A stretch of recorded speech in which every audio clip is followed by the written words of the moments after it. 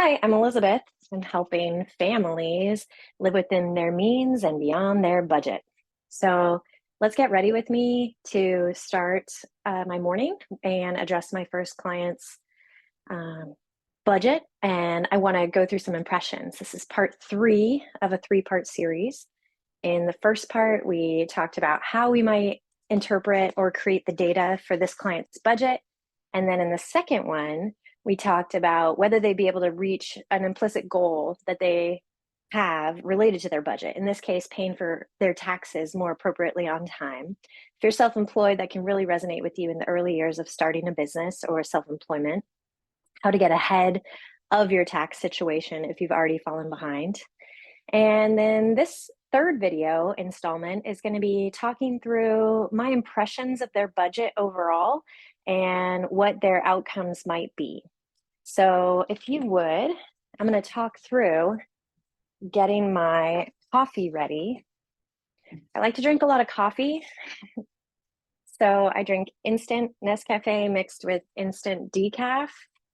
I know there's like a lot of coffee enthusiasts out there. I've probably just lost. Fine. Okay. One of the things that my husband put into our house was an instant hot spout at our kitchen sink. Out of all the things that we have worked on, he's a contractor. He's our contractor as well, mine. In the house, that's probably one thing that I use several times every day. With kids who like mac and cheese and noodles and steaming vegetables, and me liking coffee and tea, it makes it a real great addition. So that's what I'm doing right now, filling it up. Great. And I love cream and sugar in my coffee, but I'm trying to get more protein in. So this is the Premier Protein. None of this is sponsored. I don't know. This is just what I see other people do in their videos. Get ready with me. Already this morning, I had 2 school drop-offs. We do not have school busing in our district. Be sure to talk to someone about that. We live in the hills. Our streets have no sidewalks. My children are 8 and 5. So we left at 7:45 to go find good parking in the neighborhood near my son's school because there's no really good overall parking. There's not enough parking for everyone to do drop-off and pickup, so we have to use the neighborhoods. And in order to get a good spot, you got to be early, or else the roads get congested and all the spots get taken. Perfect. And my daughter's school is another, let's see. Oh, this was a good one today. I'm going to fill my water bottle too. She is, let's see, if we left at 8:15, so we have to drop him off. We are supposed to stay there till 8:15. This morning, I was able to kind of get away with leaving at 8:13, 8:14 to walk back to our car. So call it by 8:16, we're on the road to her school. And then we were able to park finally in front of her school at 8:28. So we have to drive around across town. It'd probably normally be a little bit faster, except for the fact that there was a detour. And then there was traffic. And as we approached her school, nearing her school, again, I have to park in the neighborhood because car drop-off is too much work. Takes too long. There were one-way streets due to construction. So we parked at 8:28 after having left my son's school at 8:15. And then we were able to basically hustle down a couple city blocks or suburban blocks to get to her drop-off. And she made it at 8:34 when school starts at 8:35. So then I got in my car, I drove home, and I was home by 8:45 in the morning. So to drop both of my kids off, and let's see, their schools are each 2 to 5 miles max away. 2 stops and parks and drop-offs and get back to the cars. Thankfully, I've gotten plenty of steps in today as a result, but it's a lot of work. Before 7:45, hit my head. I'm not going to edit that out. It happens. Before 7:45, we all woke up at 7, and I, popped downstairs. I took out some chocolate croissants from the freezer. I can't remember where I got them, either Trader Joe's or Amazon Fresh or Target. And then got ready, came back down, popped them in the oven. So I have a timer on the toaster oven for those chocolate croissants. So I ran upstairs, I finished getting ready, but also woke up the kids. Takes a little rousing to get my son up. And my daughter was getting dressed. Then I dressed my son because he was just too comatose today. And we finally made our way downstairs for breakfast. Thankfully, at one of the schools, my daughter likes the hot lunch. I don't know if you know, in California, there's compulsory free lunch available for everyone, regardless of need. But it comes down to, will your kid eat it? I suppose there's different circumstances where you could force your child, and I get it. As a kid, I would have eaten every single day except tuna sandwich day for sure, or I just would have skipped it. I remember skipping tuna sandwich day as a kid at my preschool. So got their lunches ready, got their backpacks ready. While they were eating breakfast, I went and threw all the backpacks in the car just to get everything prepped in the car. I went upstairs, closed my bathroom door, my bedroom door, because we're leaving the dog out of the kennel while I'm gone. He still did get into a pile of paperwork while we were gone, but what have you. And we were on the road by 7:45. So it's quite rushed, right? I mean, compared to, I don't know, other parents in the financial planning and financial advising space, like that's a rush to start your day at 7. And if I had driven to the city that my office is located in and not worked from home today, I would have dropped off my daughter and then had to muscle my way through all the congested streets to the freeway. And I would be on the road for another hour until about 9:40. I have to pay $30 for parking, and I would park and then walk a few blocks to my office, getting in around 10. So my day had started at 7, and I didn't even, I mean, besides my brisk walking to and from drop-offs, I didn't even get a workout in. I hardly had breakfast. I had enough time to make myself a coffee or two. On days I go into the city, I bring my lunch. It's quite hectic. But that's, I mean, I love what I do. So, and I think I can relate to a lot of my clients who have families and are, building their family as well. All right. But here we are, 9 a.m. Let's get started. All right. So first things first, I am going to log in to my planning software tool. And certainly the planning software tool is primarily helpful for math and projections for client data. But today, we're going to focus in just on the budget tool. I have to say, a lot of financial planners they skip the budget. A lot of financial planning software tools, the two major ones, skip the budget. Budgeting is very optional in the field. And the reason, not because it is technically optional, it's that it's hard. It is very hard budgeting for clients that you're kind of flying blind and have to depend on their data. So we've talked about different ways that we do that. And what I hope to demonstrate from today's part 3 here is looking at a client budget, knowing that there are goals, and talking through some of the pitfalls that I see for this client. And I'm just going to open up one more item here to get ready. Okay. So we're back to our sample client, anonymized. We talked about how they're both self-employed, but one pays through payroll and the other is through, it's called distributions. They have a monthly income, quite high, but they live in a very high cost of living space. And, so 24,000, take out taxes, you're at about 17,000. Of that 17,000 net, 4,000 is retirement contributions and insurance. So that brings us down to 13,000. And then they have a residence and a half, we'll say, call it another 8 grand minus 13. So they're left with $7,000. Of that, 600 goes here. and then the rest goes to personal and family expenses. This is data that's a year's worth of data divided by 12 months. That is the best way to smooth out lumpy month-to-month data. Oh, but we went on a trip in July. We can't include those expenses as normal.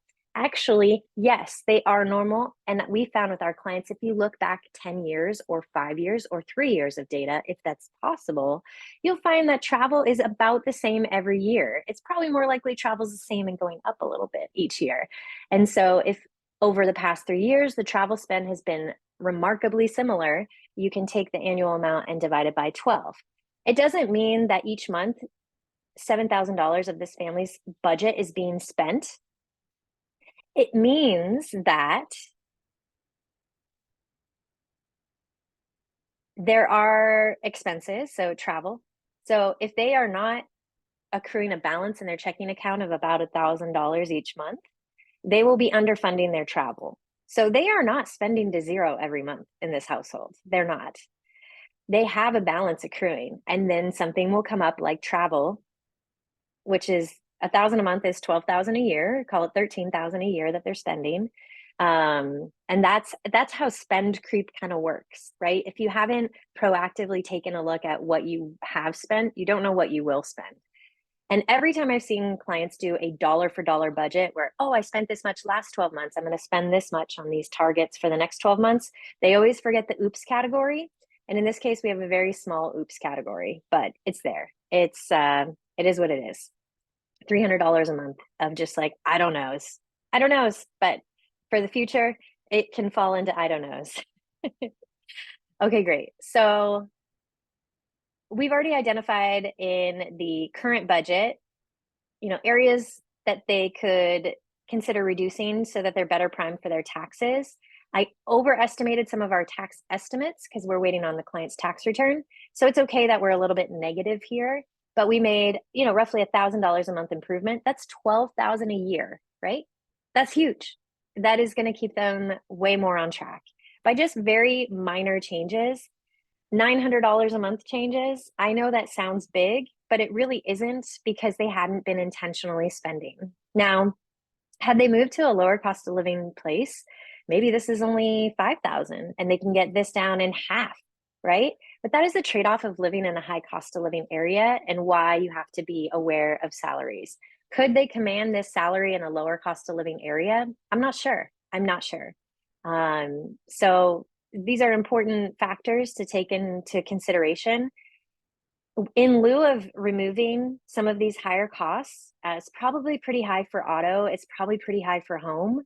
And, insurance and retirement savings are somewhat not optional. I mean, we can check to see if they're paying too much for their premiums. I know in this case, they are not. So some things to keep in mind when we take a look at a client's budget. So really, their personal and family expenses is the last place, right? So if you feel broke or if you're cash poor, right? House poor, nice house, no cash. That's why. It's because your cost of housing is such a high percentage. And we talked about, I think it was 28% of your net income or gross. See part 2 for that ratio of how much housing should be. And this doesn't include, oops, we have to do our roof, right? One roof amortized out, meaning once every 20 years you get your roof done for $20,000. Every year you should be reserving $1,000 or about $80, $90 a month saving for these major repairs, not to mention all the other costs of ownership. Ramit Sethi has a great explanation. When you rent, that's the highest you will pay. When you own, your mortgage payment, insurance, and taxes is the lowest you will pay.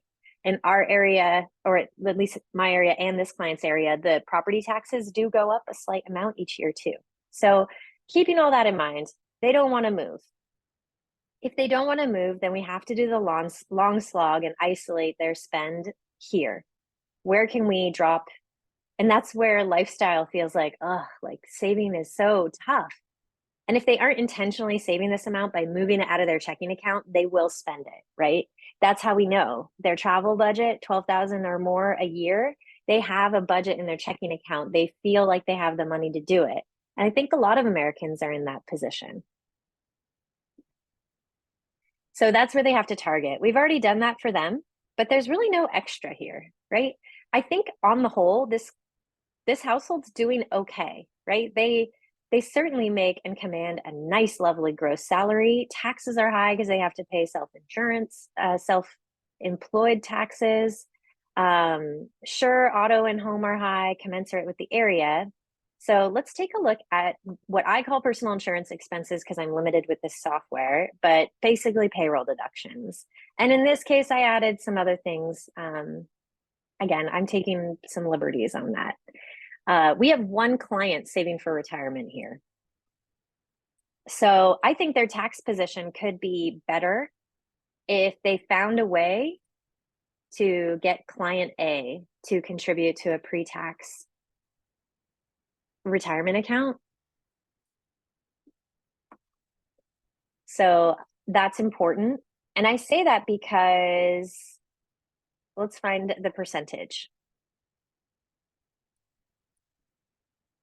See, if you just looked at 1 month's data, maybe it was a good spending month, you didn't spend a lot, you'd be really off on all your percentages if you didn't get this right. And that's what makes budgeting hard. I do the hard work with my clients. I think it's incredibly important. That's what they pay me for.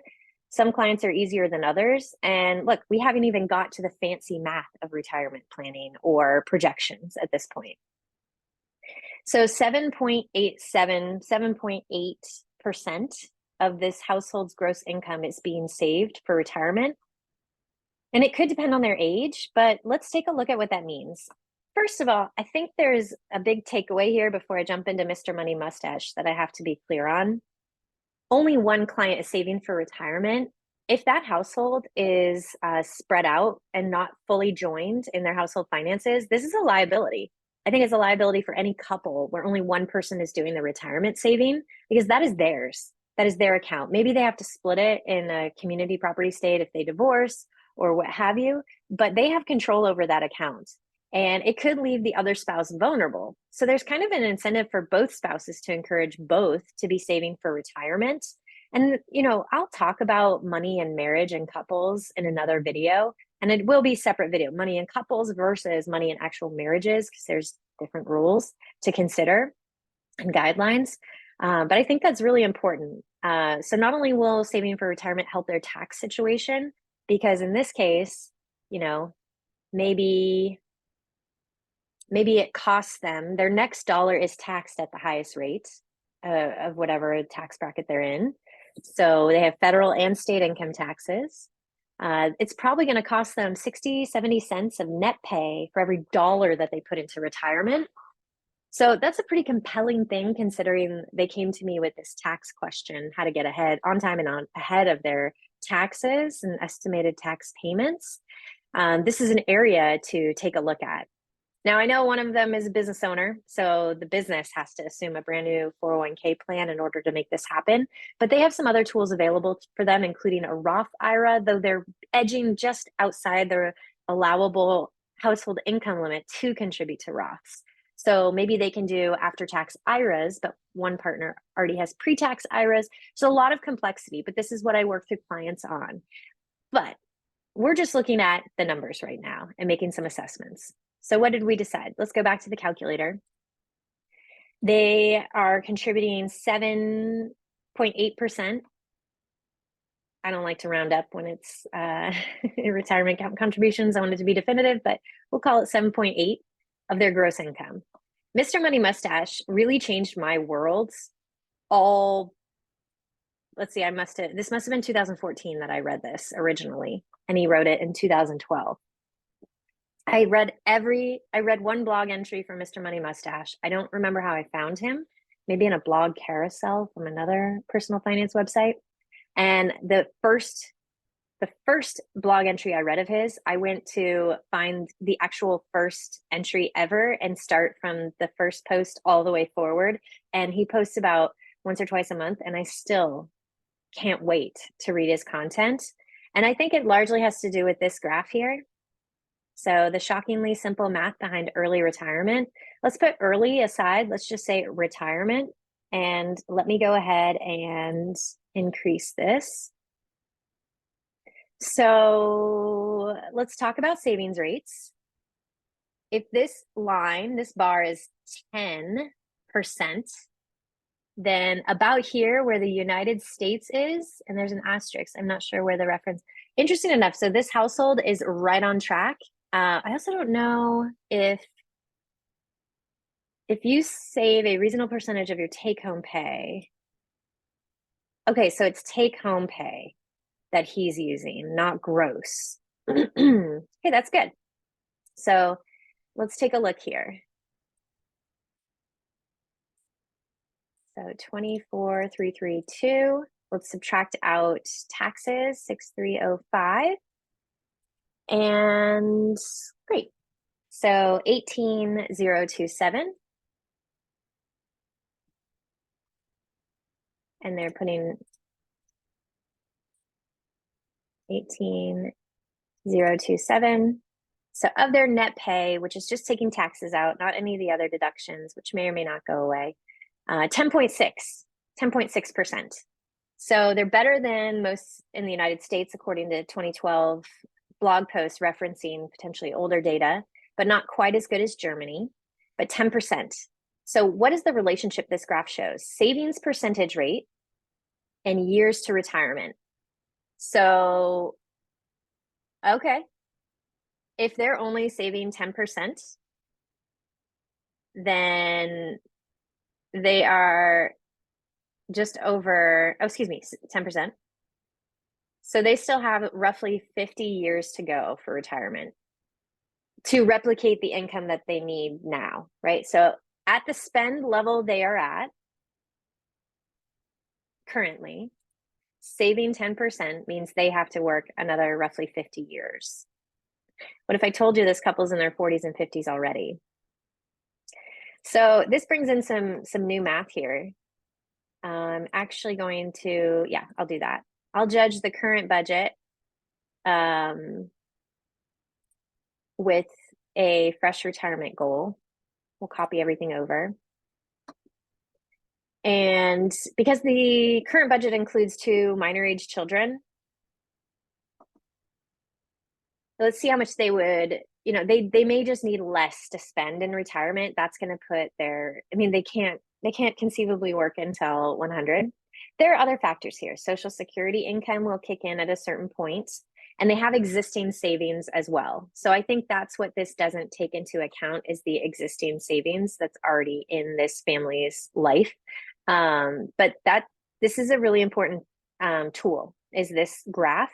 I say particularly if you're in your 20s, because if you're able to save 10% in your 20s, you have 50 more working years. The problem is lifestyle creep. In your 20s, you're probably living off very little. So as long as you consistently maintain the savings rate, not the amount you put in, right? It's not a dollar amount. It's whatever your take-home pay is, multiply it out by 10%.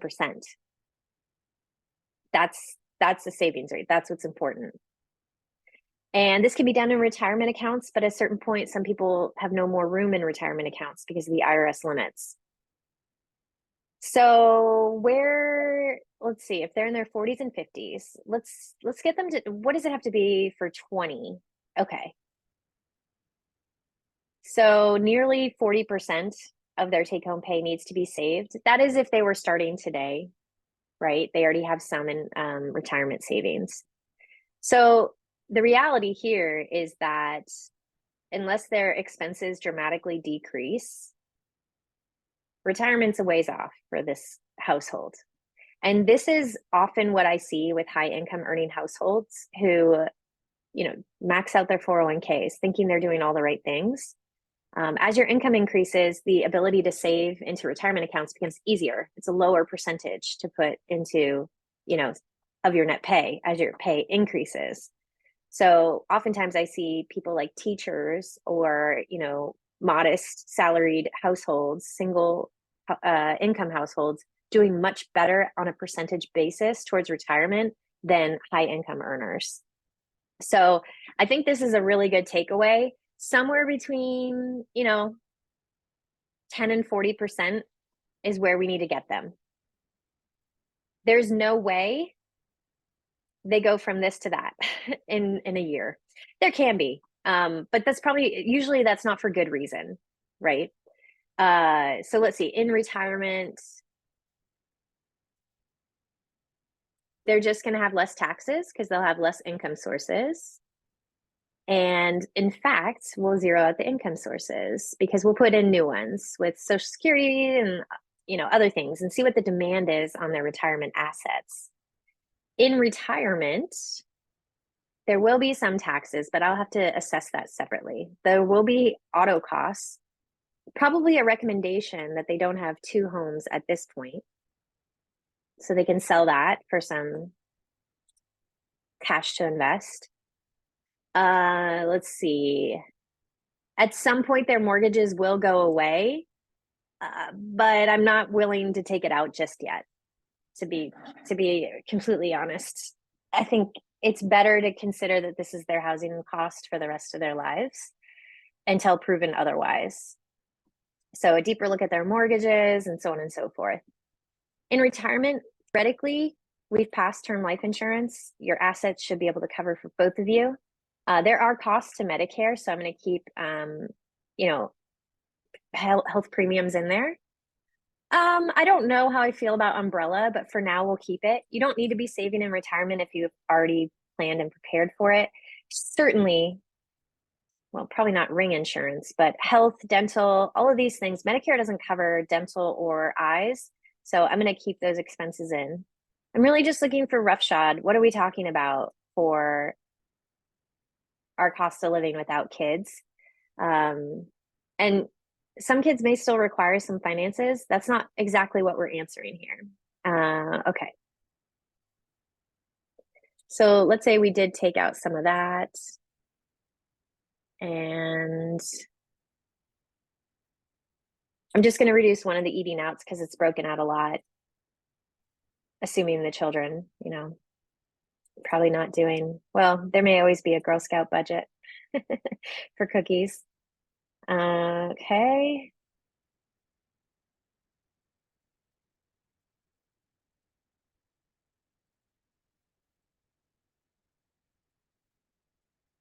And I don't know. I think I'm going to keep the home improvement stuff, but certainly kids camps and kids activities. It doesn't mean that we won't want to take our kids on vacation. I'm trying to literally get to, what's a manageable amount here. Okay. And we'll keep travel because people like to travel in retirement. So, all right. So theoretically, if before, after taxes are taken out and not taking into account additional savings, they need about $15,000 a month. So let's compare then their savings rate.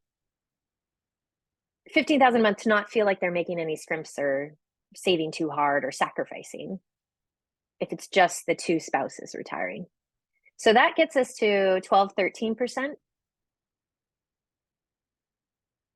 So, I mean, still a lot more time to work. Now,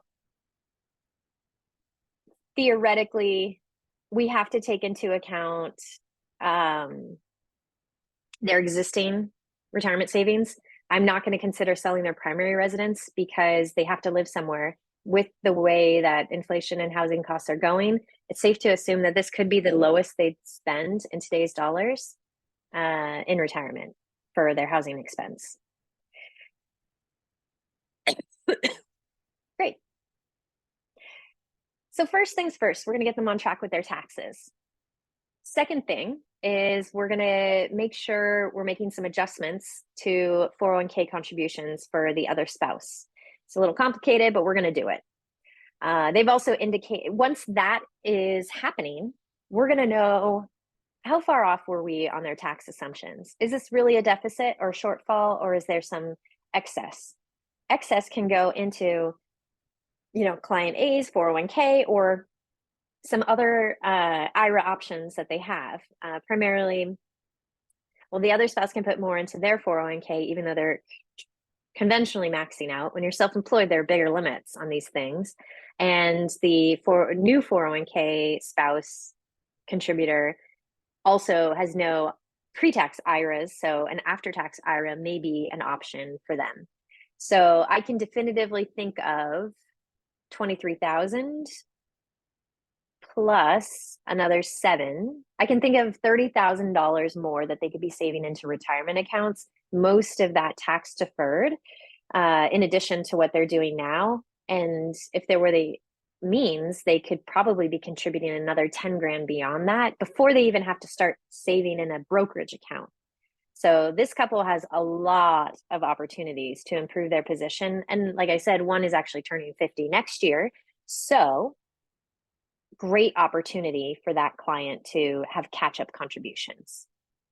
So I can already tell you, just by knowing these clients' ages and their budget and a little bit else, their goals, I can tell you how reasonably on track or not they are to retirement. I can make some assessments about their cost of living and where they live.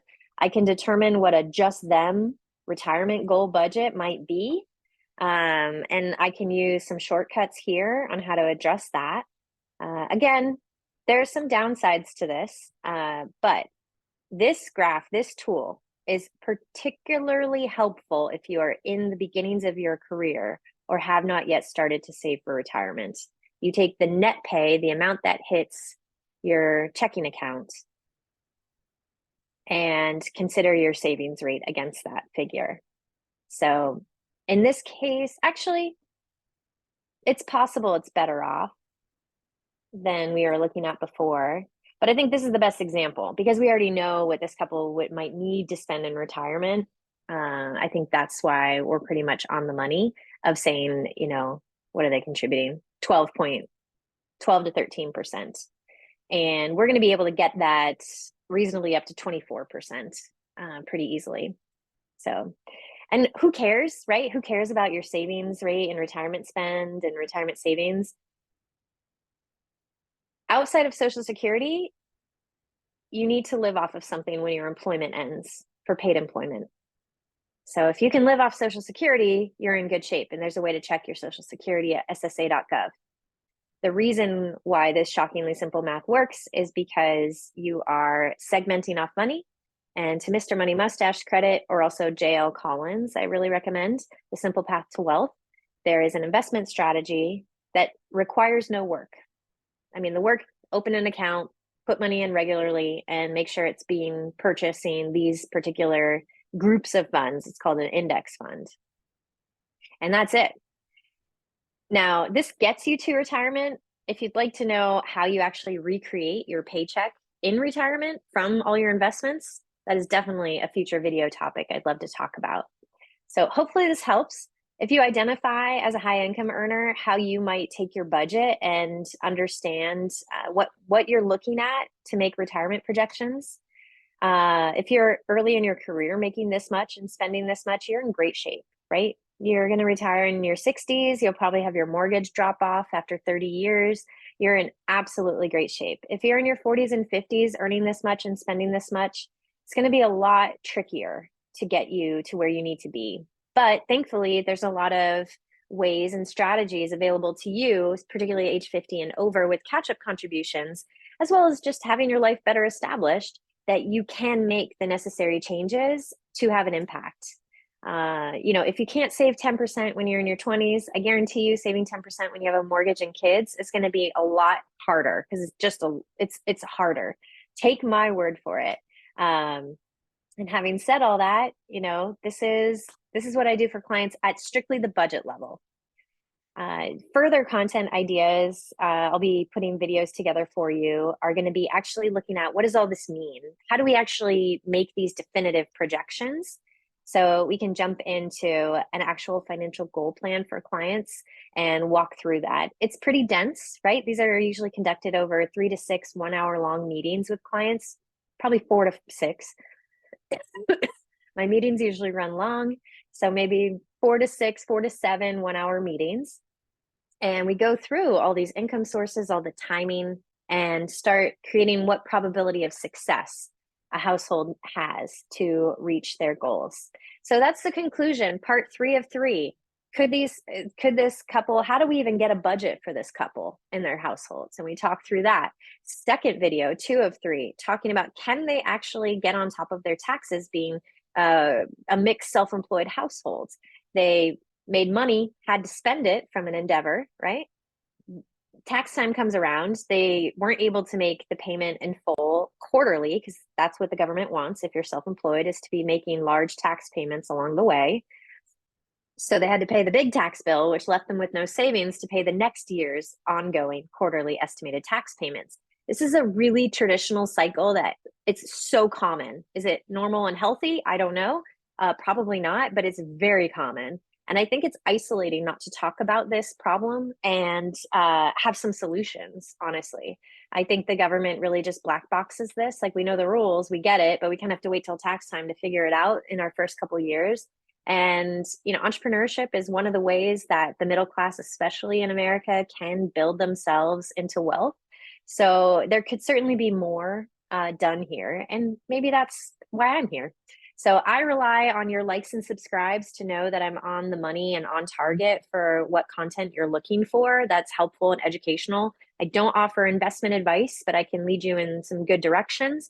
And if you leave a comment after liking and subscribing on what you'd like to see, I'm happy to build it out and do some research for you. Hopefully you got something out of this today. Thanks a lot.